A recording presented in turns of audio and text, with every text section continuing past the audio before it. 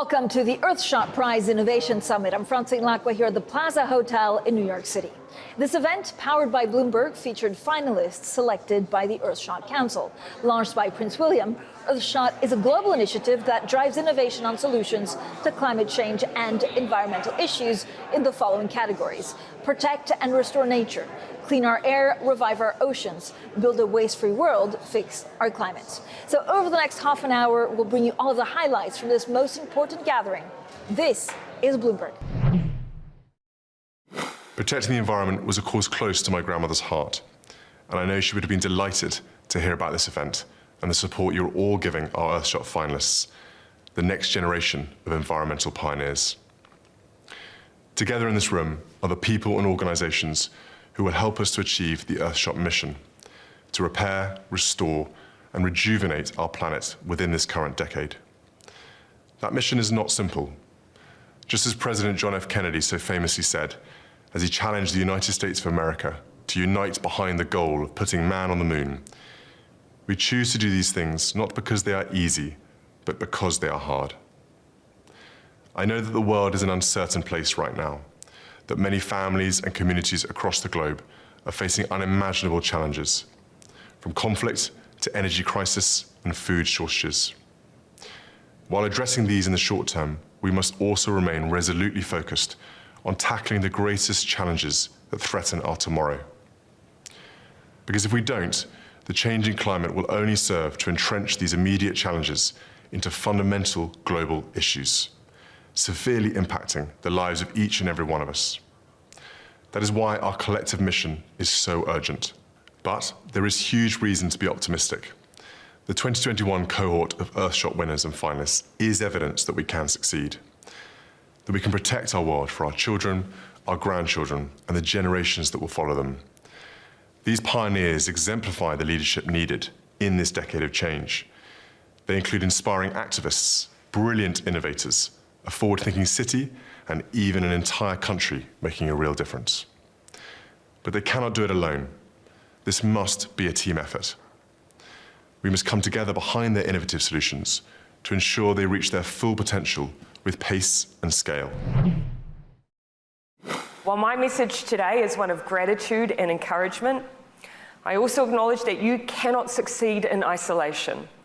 As governments, we have a responsibility to create the incentives and the space for you to flourish, a receptive environment for change, and the accountability that comes with guardianship. In many nations, the foundation for this approach has been laid for us long ago if we choose to listen. Where I come from, Aotearoa, New Zealand, a beautiful place you must visit, our Indigenous people hold a worldview that every single living and non-living thing is connected. Our people, our plants, our animals, descendants of Ranganui, the Sky Father, and Papatuanuku, the Earth Mother, and their children. And so it follows that people and nature are kin, are family. And we must care for one another in the spirit of kaitiakitanga, which translates into guardianship by the people of the land for the next generation. In short, ko ahau te taiao, ko te taiao, ko ahau. I am the environment, and the environment is me. Our life source, our economy, our future. Now, I've seen this in action firsthand many times, not least in my own backyard, the Pacific, where the ocean is a source of protein, income, culture, and connection. And now it is a source of challenge as it rises up and begins to inundate small island nations. It can be confronting to hear and see the stories of just how real these challenges are, but none of us are here because we have given up, but because we believe there is a way to change the future. We are not only part of the nature, but we are nature. Nature is living element. For Indigenous people, nature is whole. Our planet is alive. The rivers are her blood. The trees are her hair. The soil, her skin. The wind, her breeze. And Indigenous peoples, our planet, they know they are the doctor. We are protecting 80% of the world's biodiversity. because our way of life do not harm nature. At the opposite, we strengthen ecosystems. We improve biodiversity by cooperating with the birds and trees, listening to the winds, observing the cloud, learning from even the little insect. We protect nature by setting up our own limits. We don't take more that Mother Earth can give, and we give back. We protect the sacred trees. We don't destroy field of the medicinal plants. We choose preciously the animal that we can kill to just to keep the balance of the ecosystem.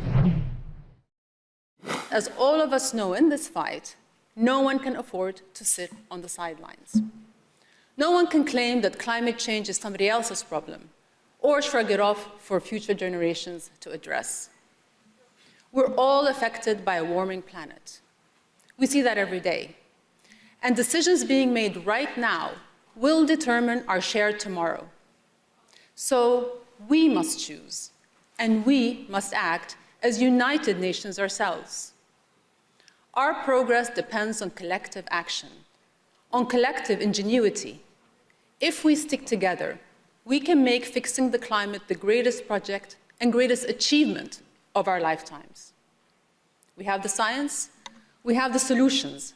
Now all the world needs is political will. Together, we can create a future where rampant carbon is removed from the atmosphere, where green buildings and green business transform the livability of communities, where easy access to renewable energy enables greater equity, where sustainable agriculture feeds a growing global population. The needs are urgent, and the costs of inaction are worse than any nightmare. But let us be driven by hope, not fear, by optimism, not despair. Because hope is not passive. Hope is the ultimate source of renewable energy, pushing us forward every day to try and try again. Today, the Earthshot Prize Innovation Summit, in partnership with Mike Bloomberg and Bloomberg Philanthropies, will ask each and every one of us what we can do to accelerate progress to repair our planet this decade, and offer solutions on how to collaborate to drive this ambitious but essential climate agenda. We will continue to drive impact around system-changing climate solutions and amplify the Earthshot Prize's call to accelerate progress to repair our planet through collaboration and innovation.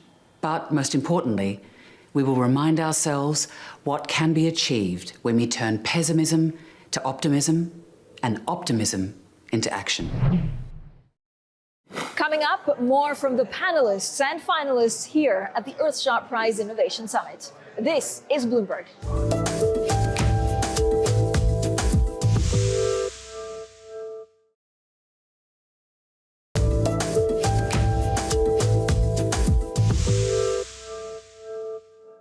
Welcome back to the best of the Earthshot Prize Innovation Summit. The guests featured ranged from heads of state to leaders of grassroots environmental organizations. Well, amongst them was philanthropist and Microsoft founder Bill Gates.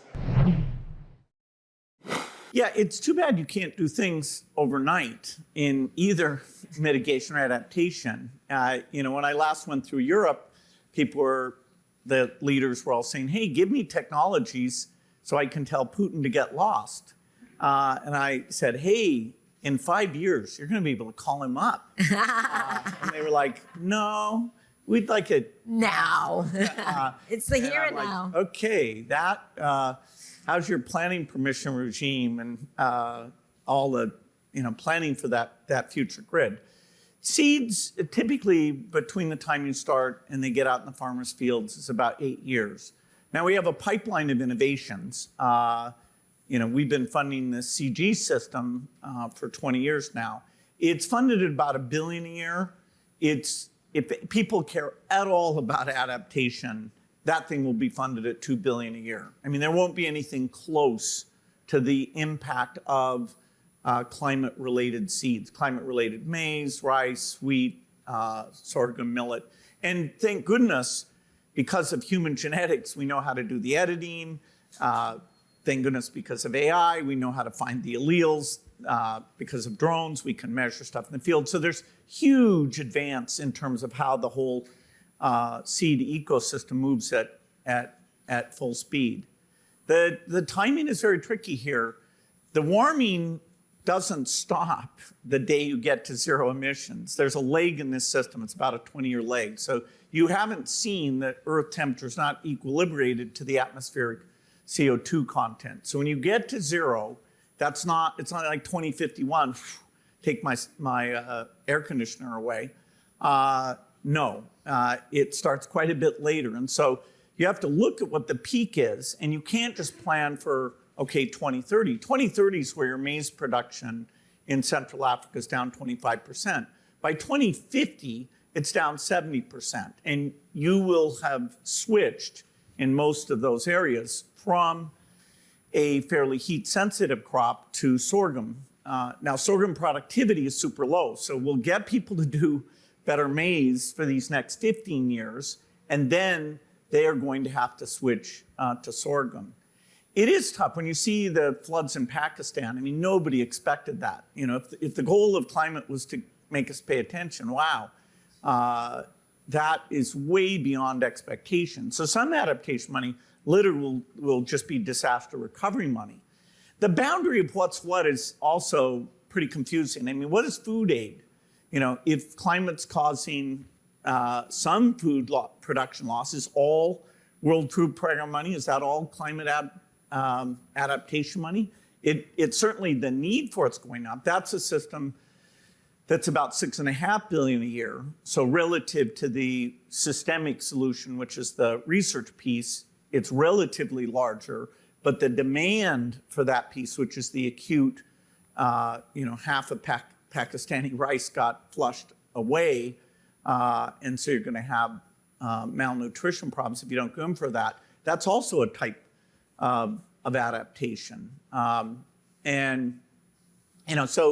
I do think, we're going to bring some rigor to this, because the pressure now, the goal of doubling the adaptation money from, they say 20 billion a year to 40 billion a year, the pressure on that is Which still peanuts. No, it's very small. I mean, literally, yeah, if you start sticking food aid in there, you can use it up very quickly. Rebuilding after hurricanes. I mean, we had hurricanes before, but the costs there are absolutely gigantic.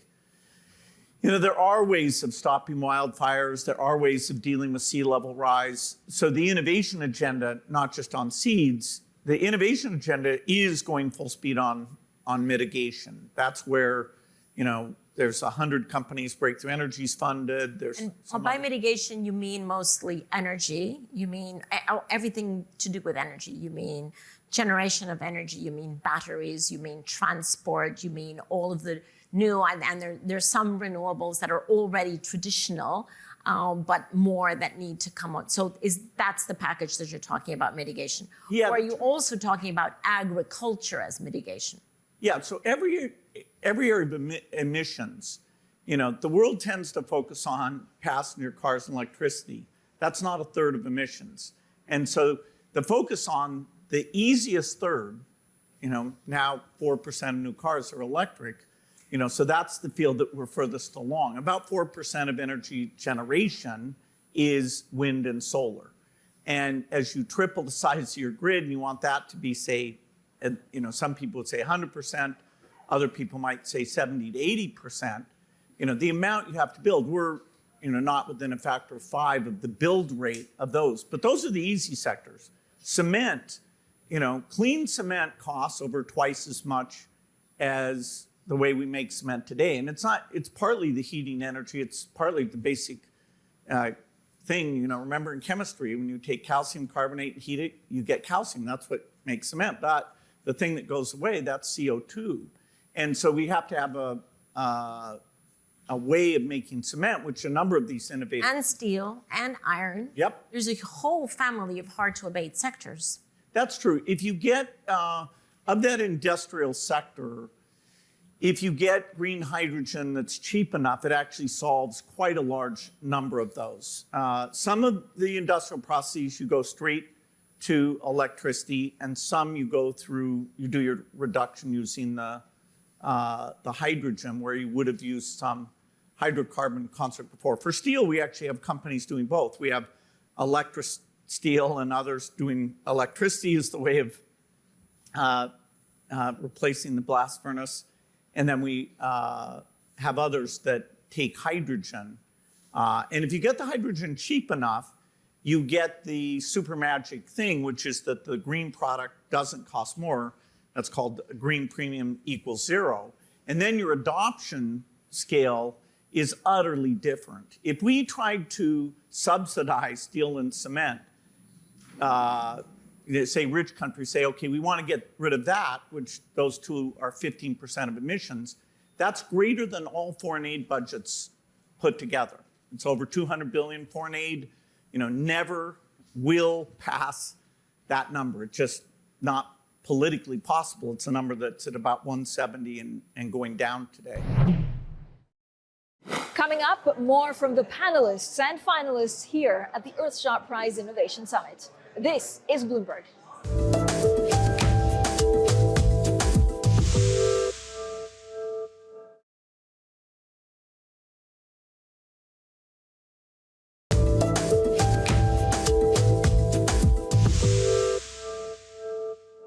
Welcome back to the Earthshot Prize Innovation Summit. Finalists of the annual award appeared alongside special guests, including worldwide business leaders, philanthropists, and non-governmental activists. Now, while the 2022 finalists have been announced, our panelists have their eyes on the future, and here's what they had to say. This is the Earthshot decade. We are in a race to repair and regenerate the planet. Some will focus on policy, some will focus on activism. We are focused on supporting the game changers, the innovators, the entrepreneurs and the problem solvers. We believe in the power of human ingenuity, grit and determination to create solutions that, if scaled, could repair the planet. We have only 8% of the ocean protected today, and our Earthshot is, as Patty said, 30 by 30. 30% of the ocean, at least, 30% of the ocean protected by 2030.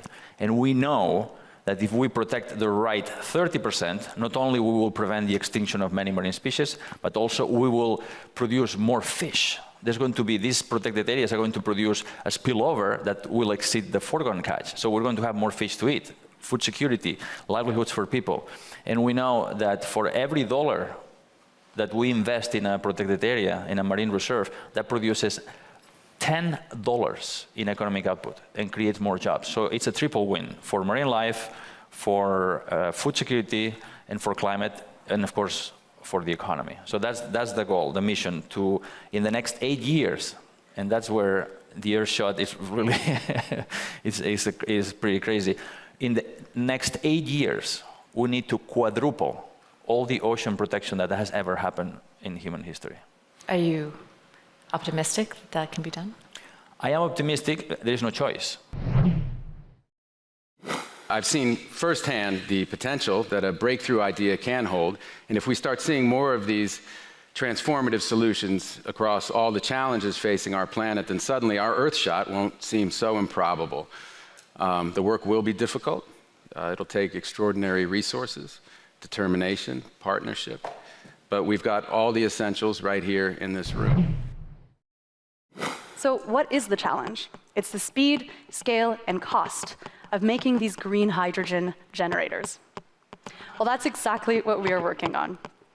Because to make green hydrogen the fuel source of the future, it needs to be cheaper than fossil fuels. And that means electrolyzers are going to need to be really, really cheap. If you want to take a solution around the globe as quickly as possible, you need to make it a standardized, mass-produced commodity, a product that is easy to make and quick to build, and cheap as well. And so, while some believe electrolyzers need to be large machines, we believe the electrolyzer should be a standardized, mass-producible product that can make green hydrogen anywhere for anyone.